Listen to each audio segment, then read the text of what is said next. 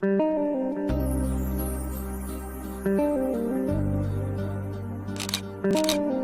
نام خداوند بخشاینده و مهربان. درود بر شما بینندگان محترم. امروز قرار است موبایل های M10s یا موبایل هایی که مدلشان S است را از حالت پروگرام بکشیم یا اینکه فاکتوری ریست کنیم یا پروگرام کنیم بدون نیاز به اینترنت، موبایل و کامپیوتر.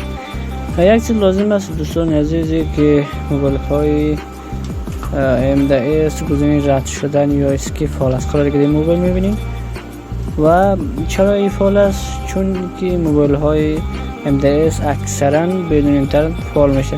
شما کاری که لازم است انجام بدید این است که فقط در وقتی که موبایل شما در حالت پروگرام میره و اگر مدلش M است یا M10s است، M12 است، هر چی است، شما فقط لازم است در نخست سیم کارتش بکشین یا وای فای نگیرین.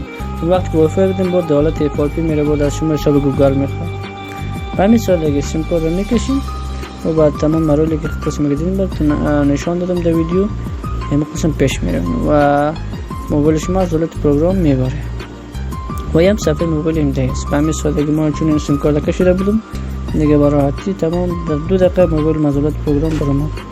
امیدوارم آموزش براتون مفید واقع شده باشه. اگر در قسمت سوالی براتون باقی مانده در قسمت کامنت بنویسید و همچنین کانال ما را اگر از فیلم از طریق یوتیوب میبینید سابسکرایب نمایید، همچنین علامه زنگ را بفشارید تا ویدیوهایی که ما براتون میمونیم قبل از آن شما ببینید و از اون مستفید شوید. ویدیوهای دیگر هم در رابطه با پروگرام و چگونگی حذف کردن دیگه شیوه های FRP یا حساب گوگل در موبایل ها میخواد براتون ارائه میکنم.